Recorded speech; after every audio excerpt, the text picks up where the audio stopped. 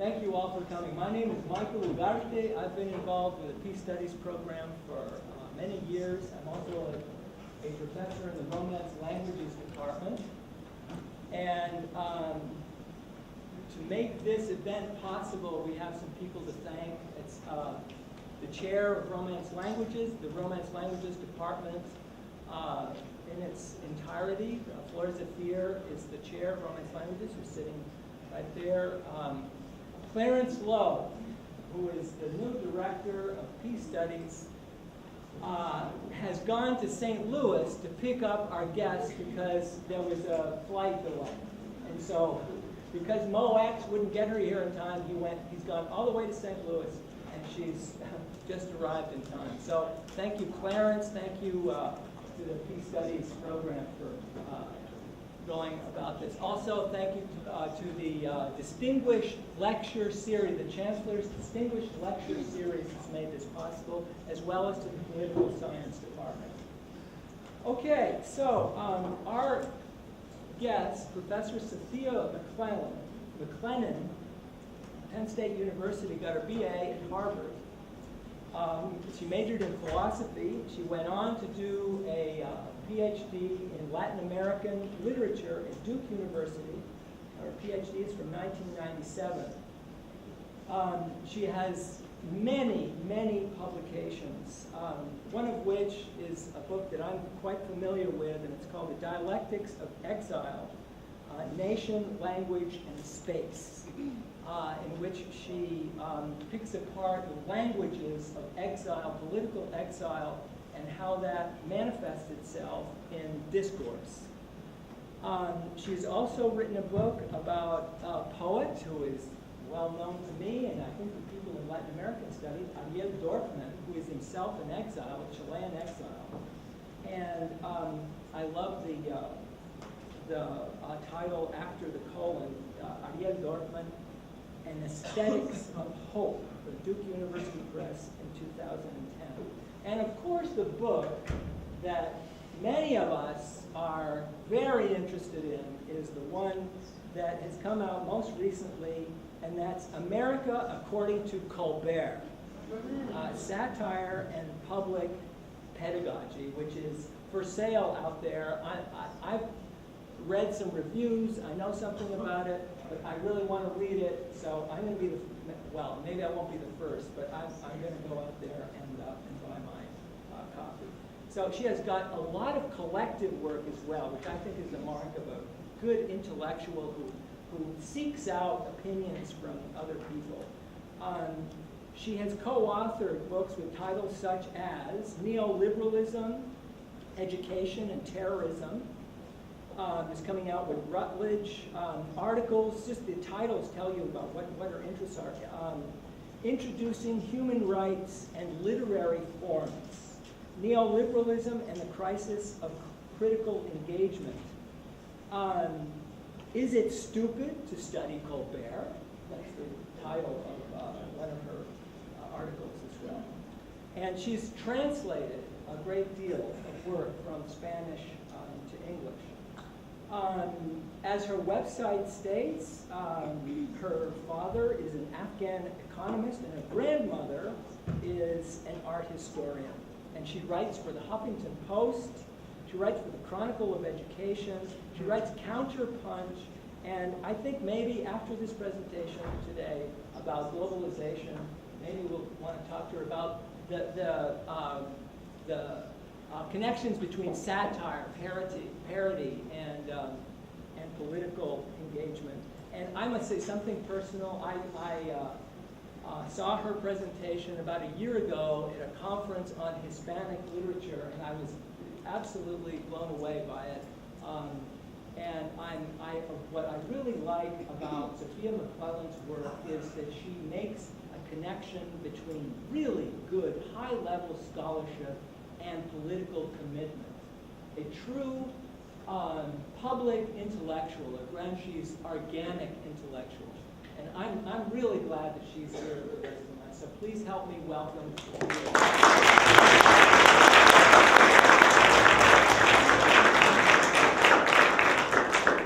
Thank you guys for your patience. We, as you've heard, had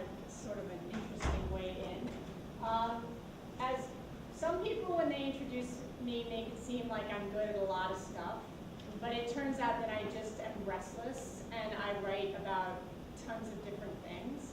And so this talk today is really about questions connected to ethics and diversity, right? Most of you in the room have some connection to peace studies, so you're interested in thinking about, how we might make the world a better place. Today's talk is going to look at the very kind of particular ways in which we interact with others and what we might do to be better about that. So you might think, well, why do we need to talk about diversity? I mean, we're already so globally connected. We get this. We understand, how these things work, right?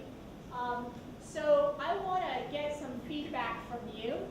So I will officially be the coolest presenter you've ever seen because I'm asking you to take out your phones, please, and do a poll. Okay? Hopefully it will come up. Maybe it will. Sort of how this is going, right? Hold on.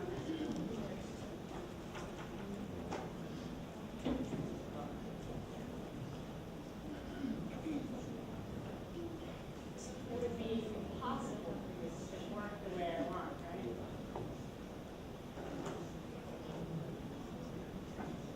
Yes, it would. Okay, hold on. I'm adapting on the fly at all times. Let's see if I can read your polls.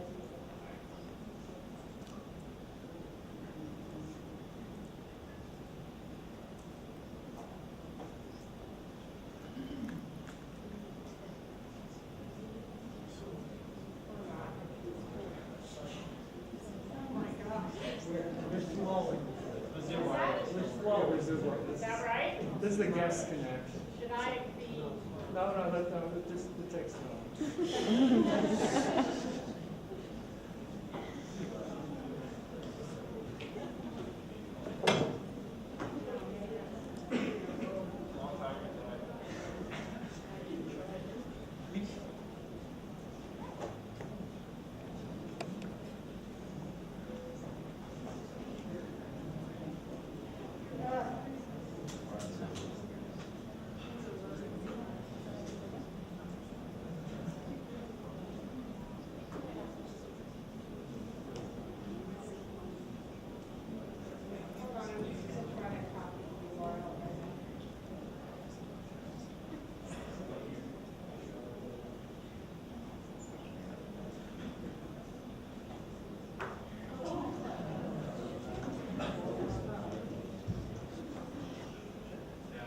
So the polling is sort of an important part of the talk. I get feedback from you. I think, is it possible that I got booted out? Yeah, I think try a different model. Well, it Yeah, said because that. the law school has a different model. So maybe the A. She's logged on to Mizzou Wireless. Oh, she's logged on? Okay. Right, but no websites. Try Google come up. Google won't come up. No, I think she needs another log. Because the law school. Yeah, try logging in to the different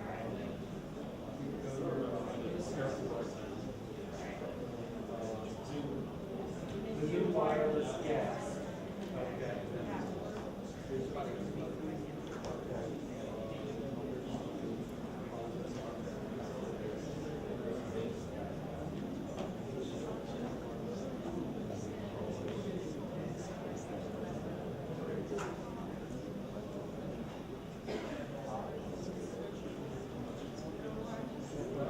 All right, let's cross our fingers on this one.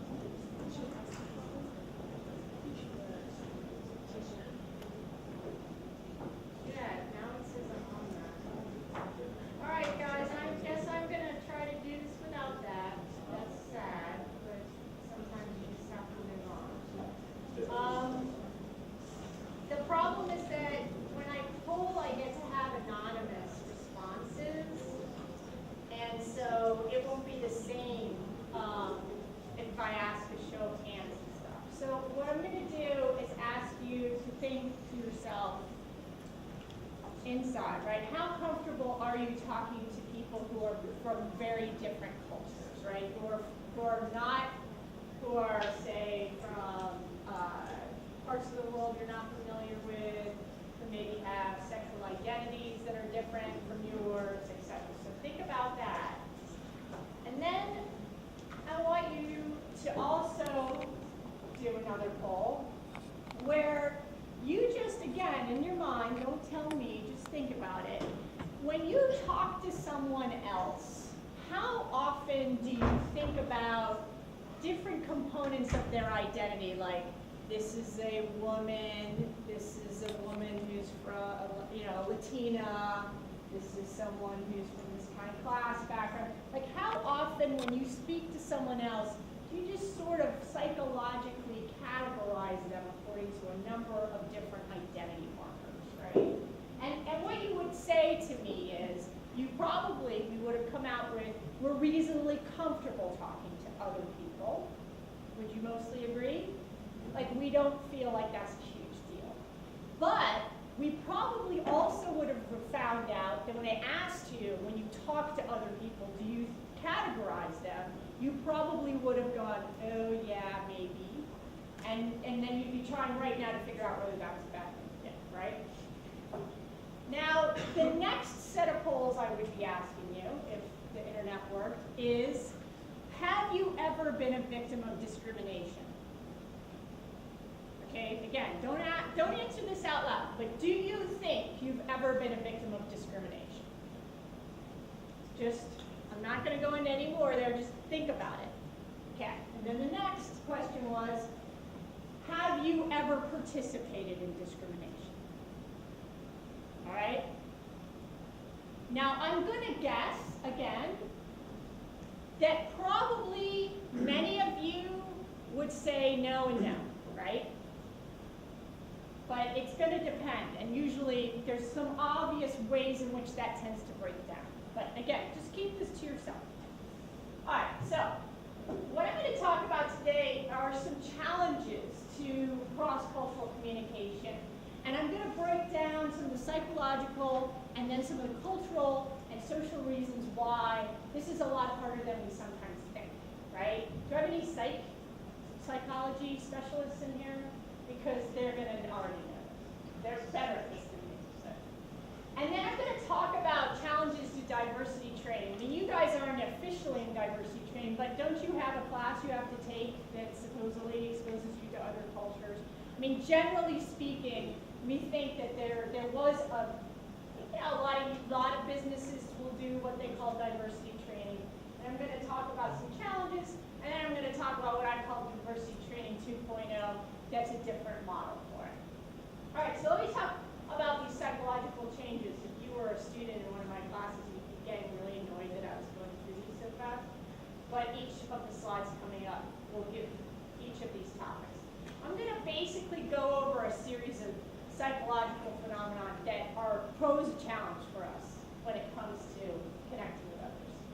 So the first one of these is called actor-observer bias. And it basically refers to the tendency to attribute one's own action to external causes while attributing other people's behaviors to internal causes. Let me walk you through this one. So I go in and I take an exam, and it's really hard. Or no, I go in and I take an exam and I fail. And what do I say? Oh my God, that test was too hard, right? That test was too hard. He goes in, he takes the exam, I'm like, that guy didn't study. He's a slacker, okay? So this is the basic idea, right? So it's sort of like, when bad things happen to me, it can't possibly be me not doing what I needed to do. It's the system wasn't fair. Okay, this is just a natural psychological thing we do. And then, when something bad happens to other people, it's like, well, they knew that tsunami was coming, right? I mean, come on. How come they hadn't organized that? Don't talk to me about Katrina, that's uncomfortable. But, right? So something happens in our mind that likes to think that there's a kind of logic to bad things happening to others that's internal to them. And okay, so that's that idea. Mere exposure effect is this thing that says we just like things that are familiar, right? And it doesn't have any basis in logic. What it ends up doing is it makes foreign cultures uncomfortable and their behaviors strange. It's like, oh, you have to pray 5 times a day? What is that? That's just totally weird, right? So what happens again is that we have our own ways of practicing our faith. They are completely normal and make a lot of sense. But the other kinds of ways of practicing a faith seem weird and they make us uncomfortable. All right, that's the basic idea. The other is this concept of outgroup homogeneity bias, which just basically means that we like to think that the group we're in is diverse and complex, and the group they're in is just all the same, right? So like, don't all black people like the same music, that kind of thing. I mean, I've heard people say stuff like that, or don't all Latinos eat Mexican food. It's like, what? Right, so these kinds of, I have students who will imagine, right, that what is Mexican cuisine is eaten throughout all of Latin America, for instance, right? So this is just, again, it's like you could say, well, that's just naive, I didn't know, I haven't learned the complexity of this culture, but it's also the brain just likes to short circuit it and create a homogeneity. What that does is it gives us greater self-esteem for our group, because our group is sophisticated. Our group has lots of nuance. That other group doesn't. And so it's not just about homogeneity and heterogeneity, it's about value. So you're figuring out, again, another way to make your group better. It's just a natural process, right? The next one is negativity bias, which is the phenomenon that gets us to pay more attention to negative stuff than positive stuff. I like to give the example of teaching evals. So if I get 100 teaching evaluations in a semester, and 98 are positive, and 2 are negative, I can repeat to you verbatim the 2 negative ones, and the 98 just fall apart into negative 4, right? Now, similarly, when you've had something tough happen, right, our brain attaches to negative. So what does that mean, though, for global perspectives? What it means is that if you're getting news reporting, and you get negative information about a stranger or different culture, you're going to remember that negative thing about them more than you're going to remember the positive thing. And I could go into a different talk which talks about like all of the sort of money that funnels into the mass media, for instance, to put negative stories about people who are Islamic, etc. So there's an actual machine out there making sure you got a lot of negative stuff to consume. But the fact is that we tend to remember the negative things that we learn about others more than the positive. Now, the focus on worse off others is connected to what we call system justification theory. And it's this idea that the status quo is good, legitimate, and desirable. And you guys are like, no way, I'm such a rebel. This is not how I am, right? But at the same level, right, at some kind of basic fundamental, we tend to want to think that the system is fine. And so if you're not thriving in the system, you're not trying, right? Pull yourself up from your bootstraps. If you lost your house in a mortgage crisis, you weren't paying attention, right? It's not a system that you're playing, right? So that has a big consequence for, again, how we think about other cultures, because often, given that we're in the United States and we're in one of the most privileged societies on the planet, we're comparing ourselves to people who are not as fortunate, right? Now the next is confirmation bias, right? It's this tendency to favor information that confirms our already existing perceptions or hypotheses, regardless of other information that's trying to knock it out of your head. So, right, again, if you're like, this culture is scary, right? And then you learn enough information that should help you understand that culture's not scary. you kind of can't, you still want to go back to figuring out how you can contribute to the already existing idea you had, right? So we tend to gather information and recall it in very selective ways. And so you can see how this starts to get tricky for diversity, right?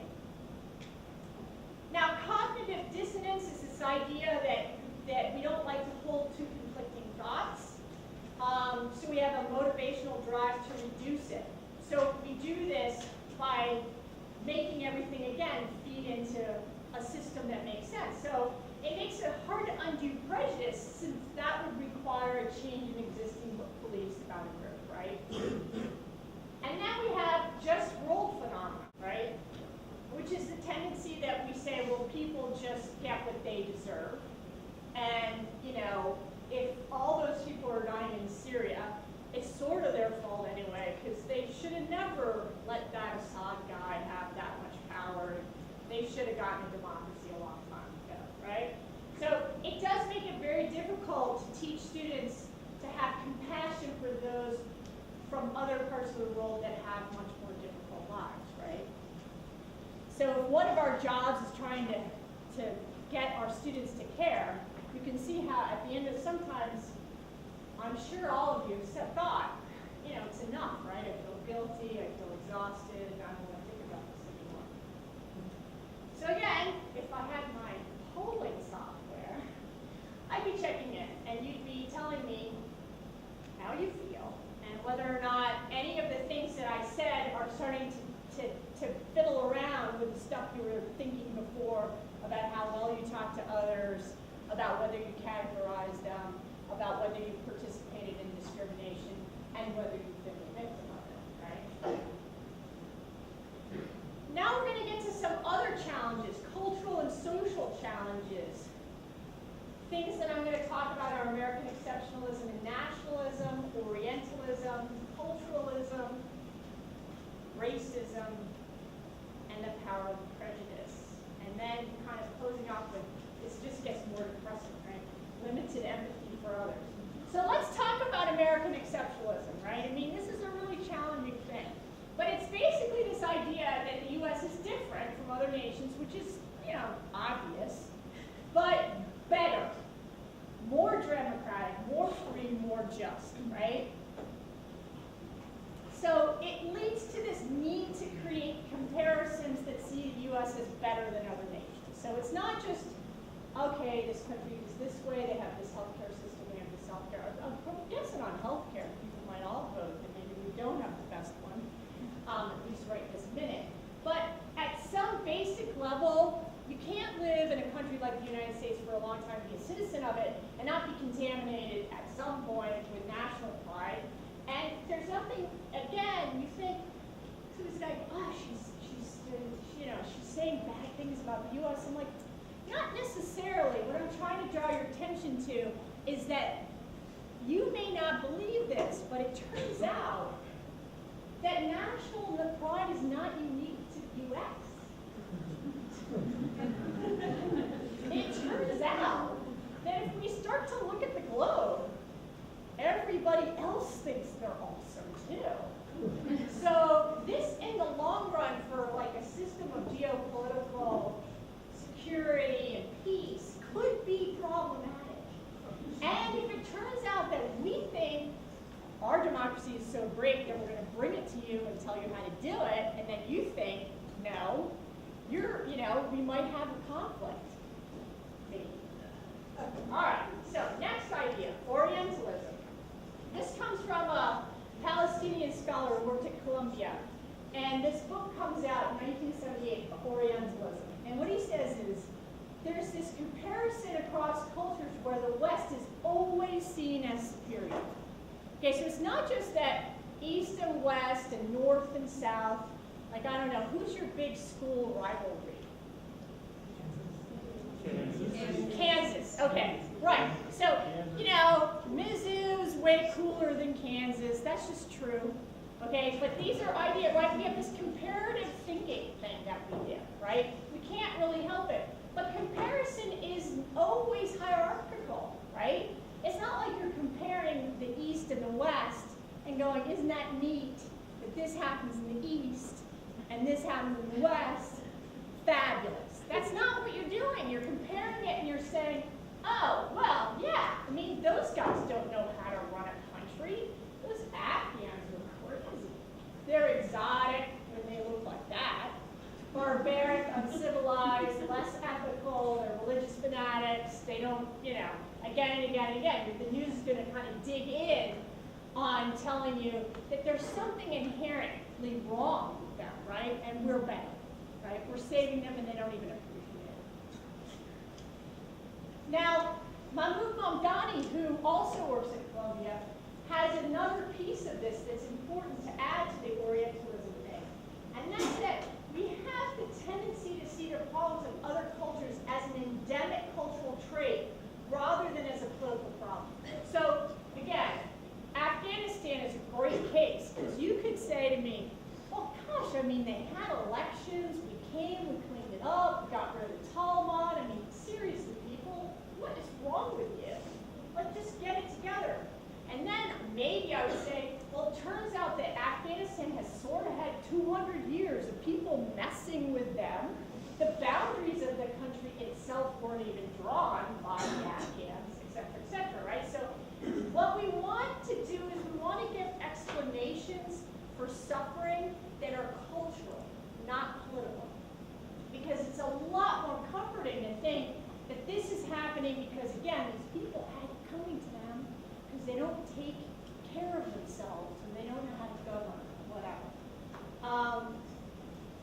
So obviously, when you don't think about the political reasons that cause problems and you give cultural explanations, you can see how that dovetails into bias. And then racism, right? Colorblind or multicultural, right? We have this kind of we've gotten to this point where it's become very difficult to talk about race because it feels like you have two choices, right? You're like, no, I don't see a Colbert. I don't see race. Right? I can't tell. Or, right, you're saying, no, where everybody has their own cultural, racial, ethnic identity. They get to have it. We're going to celebrate every single holiday we can think of. We look like the United Colors of Benetton. That's great. Now, the problem is that colorblind attitudes erase the lived experiences of different groups, right? See, colorblind isn't a great idea because it normalizes everybody, right? But multiculturalism can be really bad too because it sort of pigeonholes people. It's like, yeah, so, what does the student from India think? As though they're representing that place, right? And that's also problematic, right? So if we want to combat everyday anti-racism, there's this kind of movement to do this, what they call everyday anti-racism. And it's this idea that you can't think about race consciousness in a boilerplate way. Like I can't give you a list of don't do this and do this, because the problem is that you really have to engage this critically. And you can't say this word is never to be said. It's much better to have people start to think more carefully about how they interact with others. That's a more productive line of conversation. But, there's a whole other way, right, that we other. So we talk about being sort of in a post-racial society. But as a general thing, right, there are a lot of fundamental ways in which we other people, right? So one of the things that they know, this is fascinating, think about it. If you meet someone once, why will you remember their skin color more often than the color of the clothes they wore? I mean, clearly your brain is able to remember the color. I'm going to guess on a mental test that you're realizing, right, I remember their skin color way more often than I remember the color of the clothes they're wearing. But that's because you were taught to do that. You've been taught to do that because it seems like that's useful information. A lot more useful for me to remember that you're a white guy than that you're wearing a white shirt, right? Okay, So because it's helping me know who you are, because we live in a society where that seems to be important. Now, when we do things like asking people to report on behalf of the group, like, so, hey, what do people from this place think, right? So my example, right, hey, Pablo, what do Mexicans say about, right? If you do that, even you think it's just a normal thing to do, that's really kind of not a great idea, because think about yourself. Like I said, your group, how could you possibly report? I mean, I get this because I travel, I'm all over, right? People say, oh, in the United States. Now, what do people in the United States think about? I'm like, I don't understand them. I mean, right? But like, the point is that you know, right? We do this a lot. We ask people to report. What do women really feel about this? Are you kidding? Then the other is, well, most women usually, right? These generalized statements about the nature of a group. Think about what your life would be like if you went through a whole day where you used no categorical marker to refer to a group of people. Like, how could you even talk? And again, this is the thing, is that I'm not expecting you to never do that again, but I want you to start to pay attention to when it happens. Because sometimes it's really problematic, right? Or I have this Chinese friend who's in my class. Now, you're not, what's the Chinese part there for? Like, when you get the marker, I have this Chinese friend, or I have this Korean friend, or like, is the person cooking Korean food for you? I mean, like, if they're not being Korean in the context of the thing you're saying, then why are you calling out the fact that they're Korean, right? Try this. Talk about your friends, and don't say whether they're male, female, gay, Korean, whatever, right? Try doing that, and you will eventually find someone who will go like, oh, I had no idea that was a guy, or whatever. It's interesting, because if you pull off on those markers, the point is that if I said, I have a Chinese friend who's going to cook for me, I can't wait, it's awesome, right? That makes sense. Then I've actually said something, I've added some information, right? But if I say, I have this Chinese friend in class, and we're going to go eat lunch, like, that's weird, right? Because he's not my friend, he's my Chinese friend, and that's sort of annoying. Believe me, if you happen to be from an ethnicity, everyone in the room gets what I'm saying, right? And how about where are you from? No, where are you really from? Like, a lot of times when people find out that I'm half Afghan, which my friends call Afghan, then somebody will come up to me and they'll go, yeah, I can see it. Like, what does that mean? Like, what would that look like? You know, anyway. But if you happen to have a visible marker of ethnicity, right? You live in the U.S., someone's going to come up to you and they're going to say, where are you from? And you're going to say, St. Louis. And they're going to go, no, where are you really from? And you're like, then this neighborhood in St. Louis, because I was born in the U.S., and whatever, right? So if you happen to be from an ethnic identity, you have to live with this all the time. It's so tiring, right?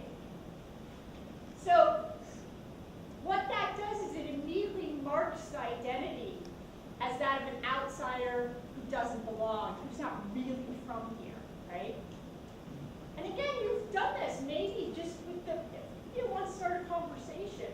It's like, right, if you were trying to start a conversation with somebody who's from your group, you would think of something else. So why do we always talk to others with all this other baggage around that identity as being another, right? So prejudice is a pretty complicated thing, because we've got these psychological things going on. I didn't go into all the media reasons why we do this, but there's plenty. And then we have these cultural and social reasons why this is happening.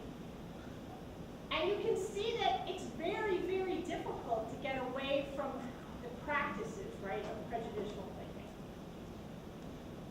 One of the big things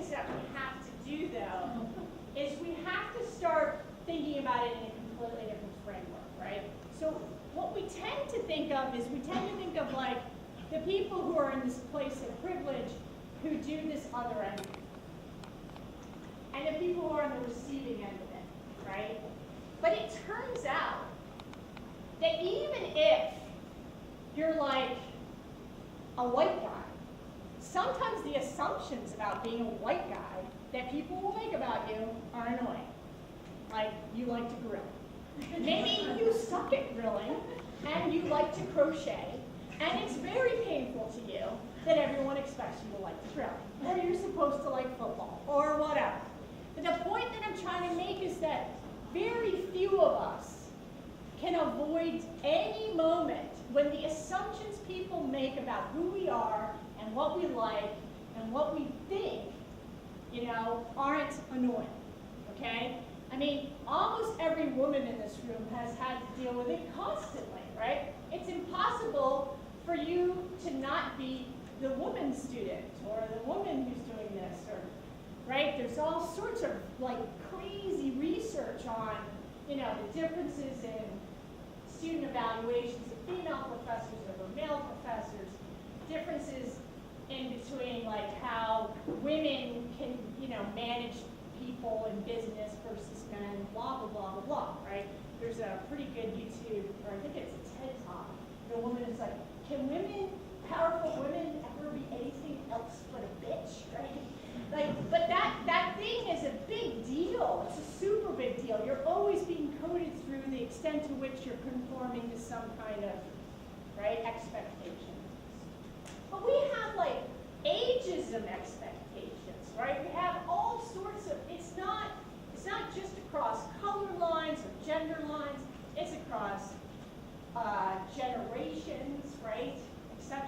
So it's pretty rare for people to have been able to completely bypass prejudice in their lifetime. Okay, so if I had my polls, I now ask you again, I have, you know, have you ever participated in discrimination? Have you ever been the victim of discrimination? And typically, what would happen is I would get results that would show that some of the people in the room that had thought that they'd never done anything that was an example of discrimination would now see that that's almost unanimous, right? It's pretty rare for anybody in the room to be able to say they've never made assumptions about someone else in a way that could be painful for the other person, right?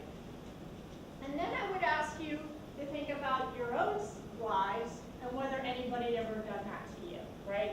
And again, a lot of people will come up and recognize that even though they hadn't thought a lot about it, it did matter. And some of it is that we get so used to being othered that sometimes we don't even think about it. We don't go, whoa, whoa, whoa, whoa, whoa, what is that, right? So that's, you know, having a certain kind of awareness of that is especially helpful. Now I've kind of painted for you how hard all of this is. I'm going to make it worse, because it turns out that empathy isn't natural. I mean, you've got these interesting studies of what happens with children, but we now know that that doesn't really matter, because we then live in a society that will shape the choices that we make about what it means to care for someone else. And usually, it turns out, it's not so good. Empathy isn't your natural instinct. Caring for other people isn't what you're naturally going to do. You're probably going to care about yourself and the people closest to you. So if we want to care about others, we have to work hard at it. We have to make arguments for why to do it. We have to combine it with sort of both a rational push, but also an emotional one, right? That's why watching a movie like Hotel Rwanda will make you care more about the genocide in Rwanda than if you hadn't seen the film, right? Because you connect with a life. So what we're kind of coming out with is this idea that it's really hard to treat people from other groups with respect, because once we see them as others, we can't avoid a series of assumptions. And yet, if we erase the ways that they're different, that seems disrespectful, right, of who they are. So how do we get through that, right? How can we face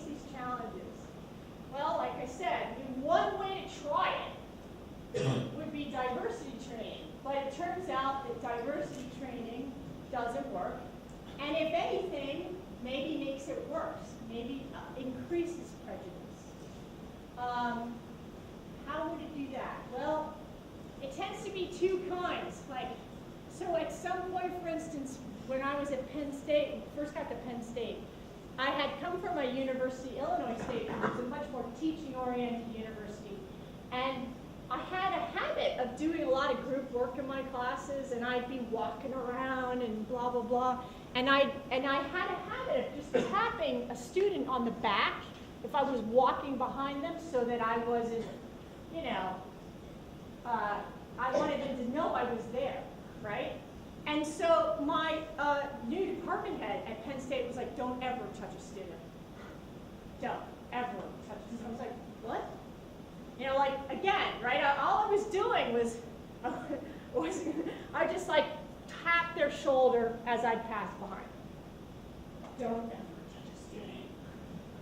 Okay, awesome. So, that's all that kind of lawsuit thinking. Okay, so lawsuit thinking, with all due respect to the law, is not good. Definitely not good for thinking about how we want to interact with others, because it makes us scared. And when you're scared, you never are compassionate, right? Then the other way is this concept of creating an inclusive environment. It's like a forced thing. Okay, today everybody's going to celebrate Kwanzaa. I don't care about Kwanzaa. I'm glad for the people that want to celebrate it, but I don't want to celebrate it, right? That's ridiculous. And once you ask me to, then I'm going to hate it. Okay? Because that's really annoying. So what it tends to do is it makes people observe others as part of a homogeneous group, but it also emphasizes the differences, right? As opposed to saying, oh, we all work in the same business together, or we have things in common. So it creates a heightened as opposed to a lesser sense of group identities. And it makes people nervous, like I said, which tends to make people not as inclined to make new friends or interact, right? So it's like, I just don't want to talk to that person, I want to deal with it. Don't touch the students. And it can create resentment. And then the other thing it can do is it can lead to jokes and mockery, right? So then the people who get really pissed about it, right? They'll be like, oh, can you believe this stupid, blah, blah, blah. And then they mock it, they're sarcastic about it. That's not really going to help us if we're trying to figure out how to make the world a better place, right? So, what does work? The first thing we have to do is understand the complex ways prejudice is created and maintained psychologically, culturally, and institutionally, right? So it can never be the case that you can figure this out after one lecture, certainly not one training session. You need to understand prejudice inside and out, right? But one of the reasons why we want to do that is that prejudice is a fundamental piece of what makes conflict work. Because you guys might be sitting here thinking, especially the handful of white guys might be going, I don't care about prejudice because it doesn't happen to me. But what if I told you that it turns out that there are cultures that are othering you, right? They're saying everyone in the United States does this, and because of that, they're doing things like flying planes in the Twin Towers. Right? I mean, you might say to yourself, I don't really like it that I got lumped together with a certain kind of practice. This is a bad thing. It's a bad thing for everybody, right? It really is impossible to avoid being on the losing end. Because even if you're not on the losing end in this room right now, there's somebody somewhere else who's making assumptions about you that you won't like. And that will, at the end of the day, lead to conflict, right? So we have to see it as something that affects us all. And then we break down the idea of victims and perpetrators. One of the things that tends to be a problem is that when we go, here, these are the victims and these are the perpetrators, then we don't see ourselves all as equal stakeholders in making it better, right? Now the next thing is to understand the power dynamics of prejudice, which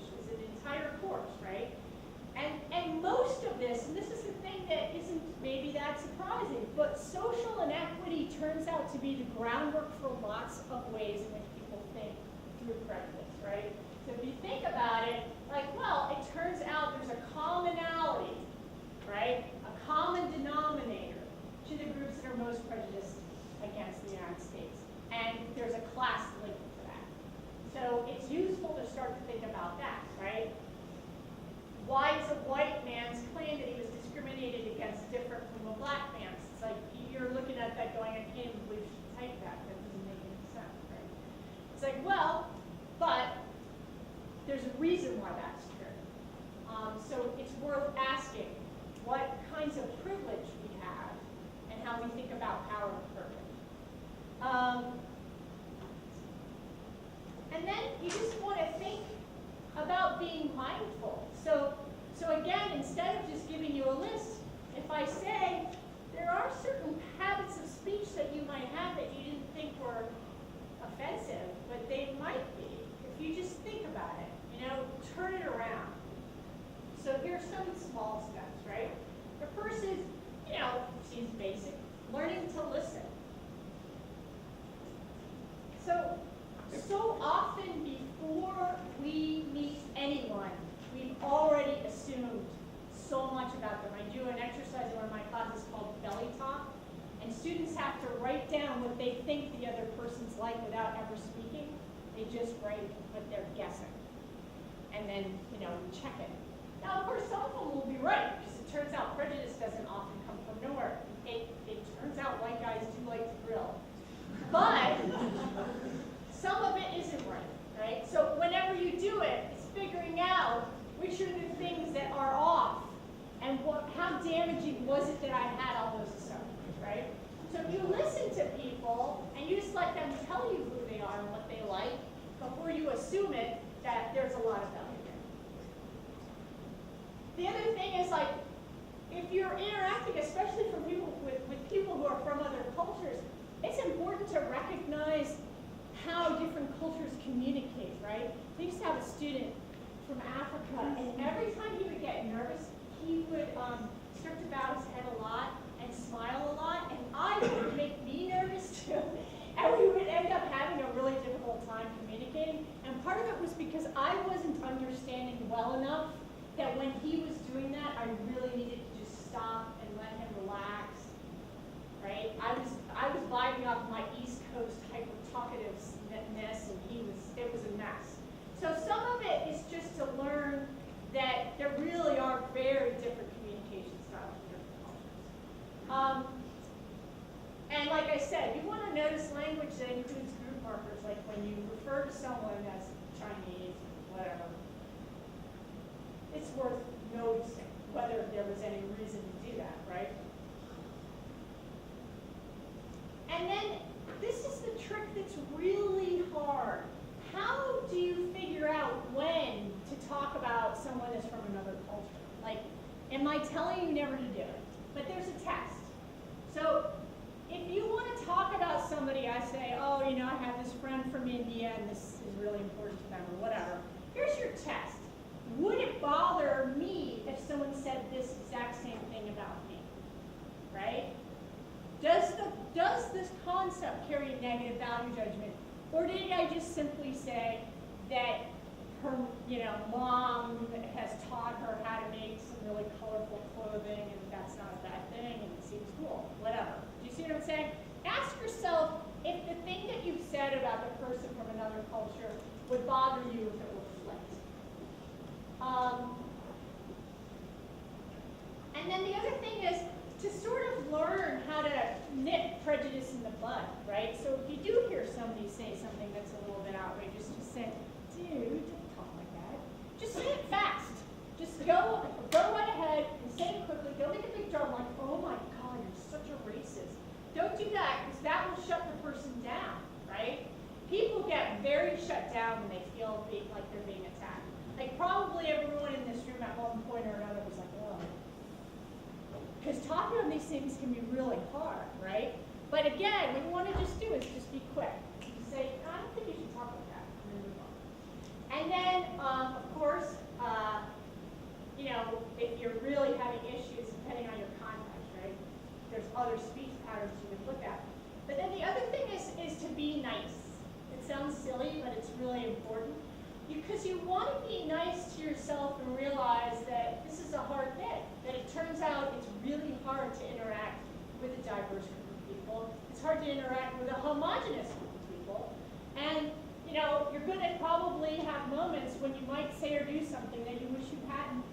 And you need to cut yourself some slack. You need to cut them slack too. But again, you need to think about it as a long-term process, right? So the more that you can kind of keep a big picture in mind and keep a sense of this as a process that you're going to have good days and bad, that's better. And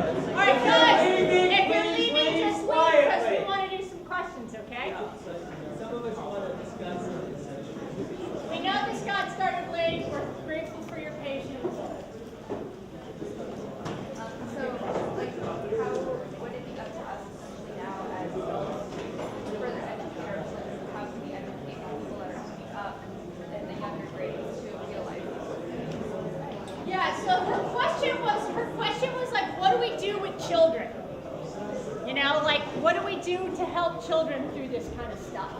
So I can tell you from my own personal experience that my kids are always giving me challenges every day. So my latest challenge was that I asked my daughter what she wanted to be for Halloween. And she said she wanted to be some wizard thing from a book she reads. I was like, okay, that sounds fine. And then she goes, I'm going to need to get black stuff to put on my face. And I was like, I don't think so. That's not gonna I mean, right, we're in the car, I'm not thinking, right? I'm like, yeah, you're not doing that. She's like, but why? The character in the book is black. I'm like, yeah, we don't, that's, So I basically like punted on the conversation because I wasn't prepared to figure it out. And then, luckily she changed her mind. But I had a plan, right? I mean, so I was gonna have to explain to her, and this is one of the judges, she's 10. So she doesn't get it. Because I said, you know, she's a friend in class who's African American. It's like, I don't think that's gonna be respectful to Kelly. And she's like, well, why? So that's one of the hard things about kids, is that they don't get prejudice, so when you're trying to teach them to be respectful to that, that can be really hard. And Penn State is a very strange town because it has what I call diversity of privilege. So there's diversity, but it's all faculty children. Like, otherwise you're white. Like, it's the whitest place ever. So if you see people of color, it's because their parents are like really successful professionals. So again, like the racial issues you might have, because I knew a lot more about race conflict growing up in South Florida in 5th grade than my daughter does. So, but then the other thing is, like, my kids will say stuff like, you know, my 8-year-old say something like, well, boys can only marry girls. I'm like, it turns out they can marry boys. And he's like, ugh. And I was like, why? That's not that gross. You know, I mean, so you have to have those conversations when they make statements that are categorical. You have to weigh in on it. And usually it's nice to just do it in a way that doesn't make them feel bad.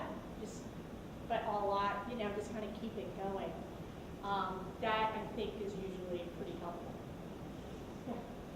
Could you address American exceptionalism a little bit?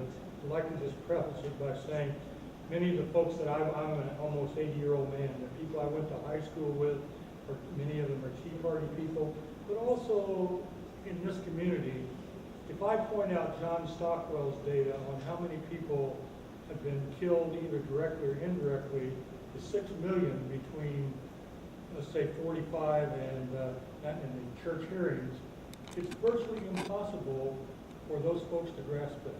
And I don't know how to get it across. Just don't. And maybe you can give me a tip. Well, if I could solve that problem, I would have cut the shutdown. So I thought you were 60. See, all the assumptions I was making about you. Now, how do you help a Tea Party person not be a fundamentalist? I mean, that at the end of the day, there's a tremendous problem there, and it's mostly because almost all of the decisions or opinions that they're having are based on complete fantasy. Okay, so I usually try to pull out really good hard data. My mom used to be way cooler, but then she married this guy and moved to Montana, and he hunts, and they watch a lot of Fox News, and it's gotten really bad. And so we had this really bad, she's on my Facebook, but she never says anything, she just sees everything I do, and I can tell she's getting agitated. She's like, we need to talk about Trayvon Martin. I'm like, no, I don't think we should. I'm not gonna be good. And so, it's sort of like he had it coming thing, and I'm like, oh. And so I'm like, are you trying to tell me there's not a race thing? Are you trying to tell me that if Trayvon Martin were a white guy, you wouldn't be pissed? At all? There's no race in this story? So, I'm getting very agitated as my mom, which makes it hard for me to be sophisticated in my argument. But the best argument I was able to use for her in this particular case is that there's data that shows that two people convicted of the exact same crime, one white, one black, the black man will have a longer prison time. So you got to give them facts. Now problems again on U.S. imperialism, most of those times those people will come back to you with this as a security thing. It's not the same. So when we kill all the people in Afghanistan and then it turns out they have no other desire in the world than to kill us, I wasn't thinking about that. I mean, right, Afghanistan's, again, it's a great story, great, because we started the mess and then we were like, what? But the problem is tribalism of the worst sort, I'm using that in the pejorative sense, is taught in the Sunday school classes, the Boy Scouts, the Girl Scouts, the social studies classes, etc. And that's a really difficult method. But you're old enough to remember that the United States wasn't always like that. Yeah. And so one of the things that's very difficult for me as a child of the 60s is to see the red state, blue state, is to see that we've gotten into this place where it doesn't feel like we can have dialogue. Again, the shutdown is a perfect example. So sometimes too, it's good to co-bear them, right? So Stephen Colbert gets to get away with stuff because by embodying a really crazy Republican pundit, you out-crazy them, and then you say, so we should just kill all of them, right? I mean, you get them to actually start to see how insane the position is when you start to push on it. That's another, so people don't do well when you push. If they say something like the mom says, Trayvon Martin, I'm like, what? That's gonna be a fight, right? So that's why that's not useful.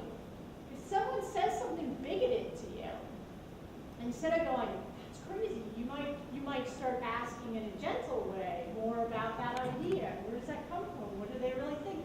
And if they have absolutely no reasoning capacity, then you don't have anything to work with. But there is a time and a way to kind of get that conversation sometimes to happen and be more productive. Usually, like I said, to be gentle and take away some of those assumptions. Yeah.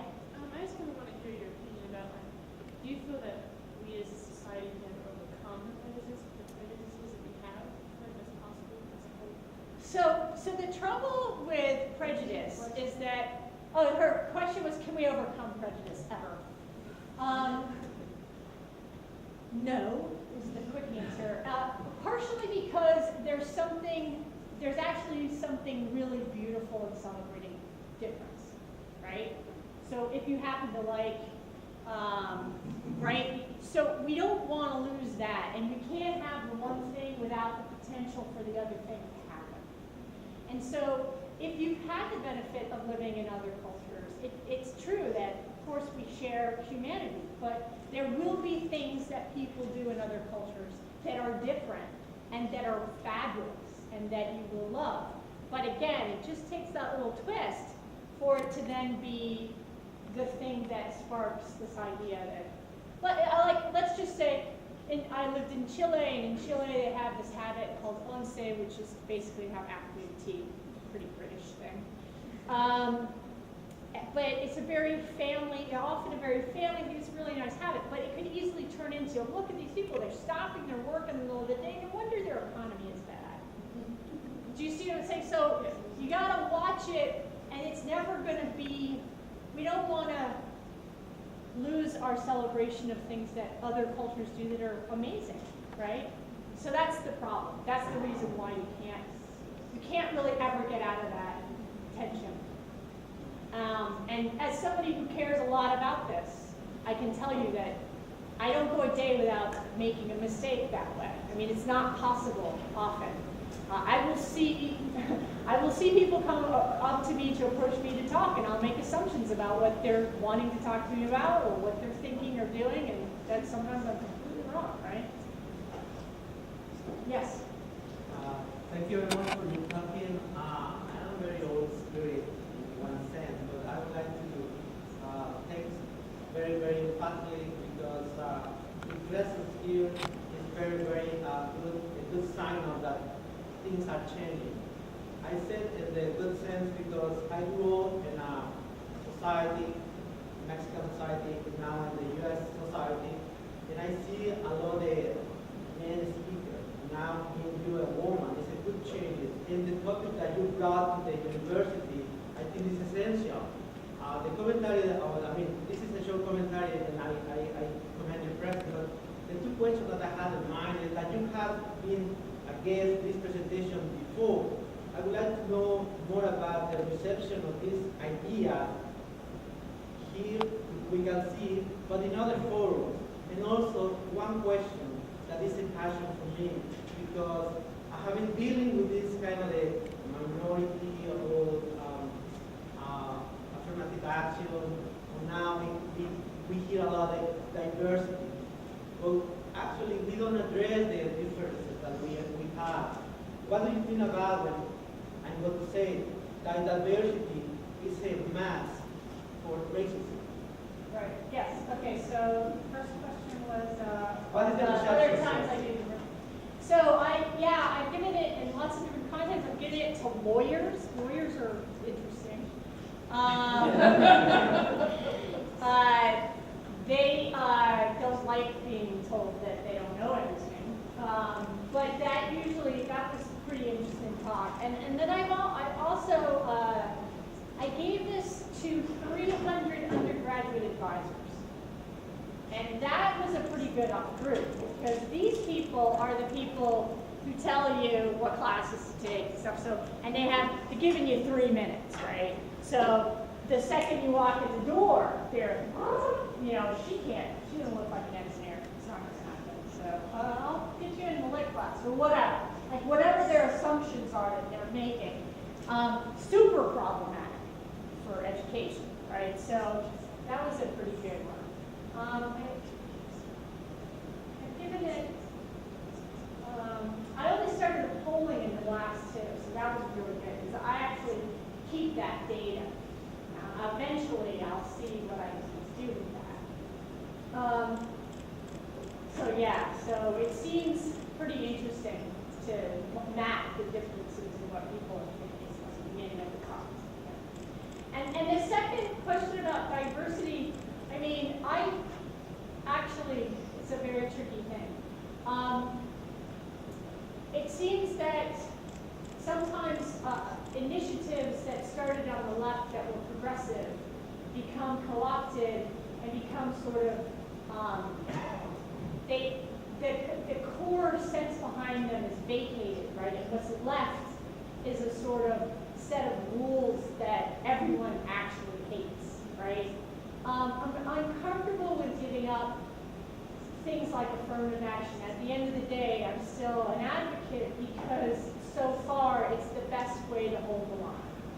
So it does turn out that in something like law school applications, if you hold some places for students from diverse backgrounds, there's some value there. It's so problematic. I don't know if you read Walter Van Michael's book called Trouble with should. I mean, what Walter's argument is that really this should have been about class. And then we would have had a completely different conversation in this country about inequity. But because we've allowed the conversations about inequity to be about ethnicity and race, we've done a couple of bad things. One is my diversity 2.0, right? We're going to push back on things like the politically correct. And the other is that we really lost our vocabulary for talking about how to rectify inequity, right? So we would have, what would the conversation be? I would really like, and some universities do this, I really think we should be giving special scholarships to first generation students. I think we should be giving that kind of stuff. And special advising and support for them and all that. And that's not always true. So, you know. But at the same time, I have to say, I don't want to let go of holding those spots for people of color and for women, right? Because I'm the only woman on faculty of international studies. I mean, if you go to look, there's a few women listed because they actually threw them on the website, so it didn't look like that. But they don't teach any of the classes. I'm the only one. And so, you know, I'm reasonably tall. I can handle these guys, but it's sort of ridiculous. And I was just at a meeting of people at what's called the Graduate Council of Penn State. Penn State's this huge bureaucracy. We all have satellite campuses and stuff. So this is a room of like 35 people who are basically making decisions about how to run the entire graduate school. Again, 75% white guys. I mean, it's like, really? And then the other thing that you may know, of course, though, is that if you're a competent administrator, you're always going to get asked to do absolutely everything on the planet because you're the token person to fill out the room of white guys. So, you know, that's my reason for not giving up, just because there is a kind of simplistic, yet I think valuable. So, sorry. I'm wondering if you could talk at all about the way that sometimes words can get used and is coded. I'm thinking specifically of fit, people being hired for jobs. And Oh, that's good fit. yes, and about whether or not that can sometimes be kind of code for Team player. right. Well, you know, I mean, my thought is sometimes the institution maybe needs to change, right? It's in the idea is that the individual should adapt, and only individuals who can fit the institution will maybe.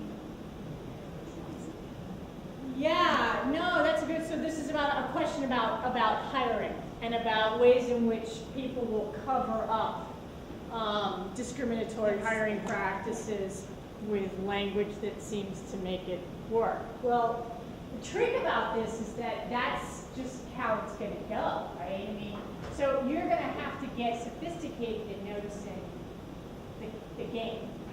Whenever you figure out what game, we say, oh, we know what the fifth or your team player code is, then they come up with another one.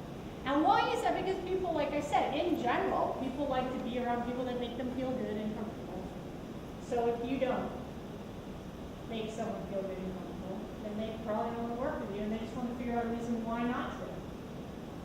So that's a massive problem, right? It's not just a problem for, whatever company or institution. It's that this is going back to what I was saying. What would your life be like if you got a little out of your comfort zone all the time and it didn't scare you so much, right? But that is going to vary. I mean, universities are fabulous places because in general, you're exposed to a variety of diversity that you don't often get as soon as you leave campus, right? But if you want to work for GE, then, right? So some of it, I think that it's also worth having those fights if you want. I mean, the cases, if you're interested in it, that are fascinating are law enforcement. People who fought to get into law enforcement jobs, which I'm like, that's okay. I mean, I can't imagine because it's not my thing, but people who've really made pretty intense arguments about why they should be able to get, or women in the military, like all that stuff. There's a lot of good research on it and also a lot of good models to follow if you're trying to get into something where you're being shut out. Yes? One more question on that, yeah. Oh, okay.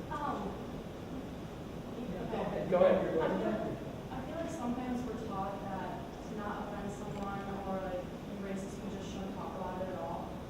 Do you think this harms the situation or takes away from positive cultural differences? Like just not talking about differences at all because you're gonna hurt someone's feelings or offend them? So pretending you didn't notice, Or like just with word choice, it's just better to leave it or not talk about it. Like, yeah, I mean, that's a baseline thing about friendship, right? So, you can have friends that you're not very close to, but if you're going to have a good friendship, you have to talk about that person's identity at some point, right? And again, like, there's a lot of markers of identity that, are invisible but meaningful, right? Like, so the guy I'm dating is adopted. He's adopted from Germany, so he's a white guy with blue eyes. He's the whitest guy I've ever dated, but anyway, he's really white. But so he doesn't have prejudice because they're white, but he has prejudice because adopted people live in a completely different world when they interact with their understanding families. If you wanted to know him and understand him at all, you would have to talk about that. So if you think about things like that, it's like it really is gonna vary. Because you can have a black friend who grew up in a black community, who comes from middle class, situation, who hasn't had to suffer a ton of discrimination, although, you really can't be black and not have people deal with color in difficult ways. But generally, you can have a huge difference.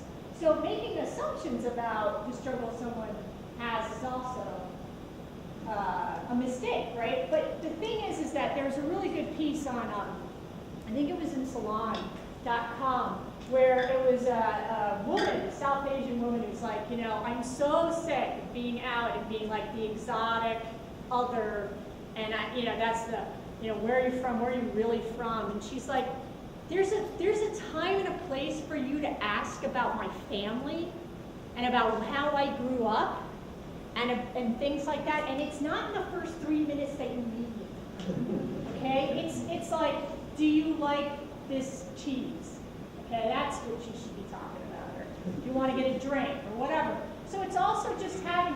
So one of the things that happens is that we kind of can't help if we happen to be from a privileged identity. We can't help this sort of anthropological, ethnographic urge. That's really foul. Like that's a bad habit. So you need to stop it. Similarly, though, over time, it would make perfect sense to start to get into understanding your friend in all their complexity, right? But it's timing, right? It's also letting them maybe start to ask you those questions about you. Because one of the things that you'll find is that people of color, people who have visible markers of difference, they're constantly questioned. Now, I have the opposite because I don't look half Afghan. So sometimes I'm like, seriously? After 9/11, people were saying outrageous stuff right in front of me because it didn't occur to them that I actually had family there who might be suffering as a consequence, right? I'd be like, hello? So I have a different experience of it. But people who have visible markers of difference get exhausted, literally, by having to deal with it all the time. So you'll be a really good friend if you don't make them talk about it if they don't feel it. So one thing that I'm thinking about during this discussion is that we haven't made a discernment between the difference between prejudice and racism. So I think it's a perfectly fair thing to say that everyone's capable of being prejudiced and has prejudices against them. And so you could say, there's stereotypes or prejudices about white men, but that's different than saying that there's racism against it, because racism by definition means that there's historical precedents in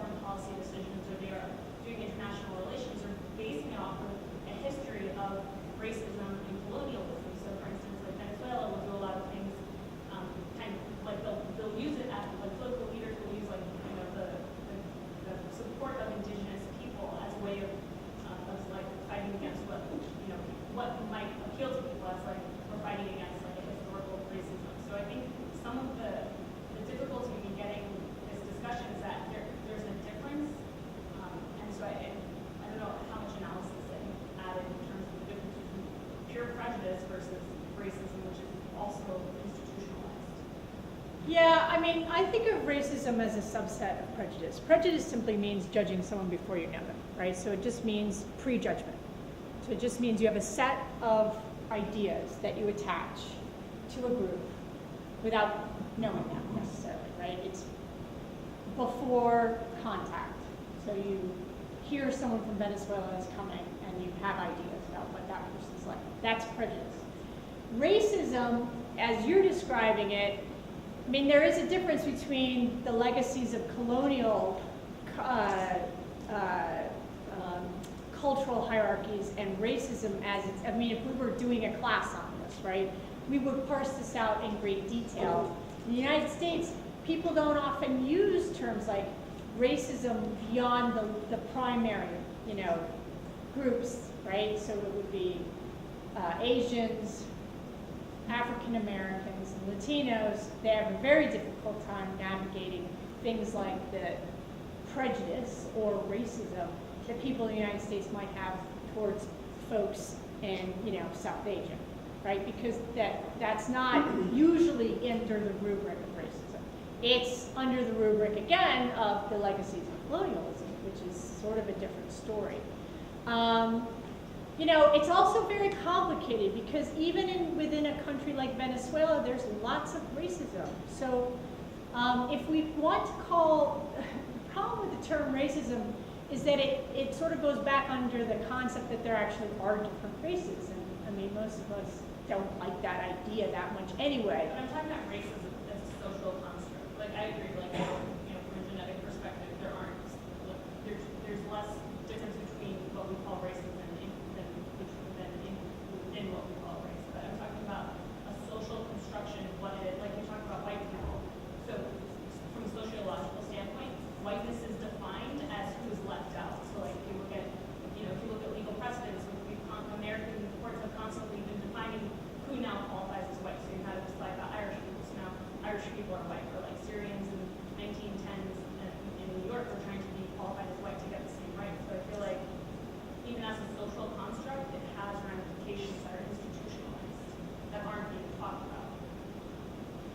You mean I didn't talk about them today? I mean, I'm not seeing this. I see the distinction between me being prejudiced against someone who wields more power. So if someone's prejudiced against me, say a white person, a white straight male, will yield a different power dynamic, and so I will feel like that prejudice then turns into racism because I don't have that mechanics to actually instrumentalize my prejudice the way that it can be done to me. Okay, so for you, the racism has the institutional piece to it. Right, but if you're poor in this country, you're totally prejudiced against in very clear institutionalized ways, and that's not racism. I mean, there's also an intersection. Like if you're poor and black and you're poor and white, you're going to have different life experiences in addition to that. Yes, but from the perspective of what the institutional infrastructure of the U.S. government, for instance, in certain cases. But anyway, that's a point taken. I don't know. I think I will have to stop the question and answering, even though it's been really fascinating, because we do have 2 more events. Yes, yes. Yeah. Announcement. The first event is going to be right outside, the book signing. Colbert's America, that book is there, and as I just said, it's well worth reading. So Professor McClennen will be out there signing books. And then tomorrow, there's going to be a smaller talk on the topic of cinema in Latin America. That's going to be Reynolds Journalism Institute, room 200B. It's a seminar room in the Reynolds Journalism Institute, which is, you know, on 9th Street. And so we'll welcome your participation in those talks. Okay, it's at 10:30 tomorrow morning. Reynolds Journalism Institute, 200B seminar, Latin American cinema. Anyway, so join me in thanking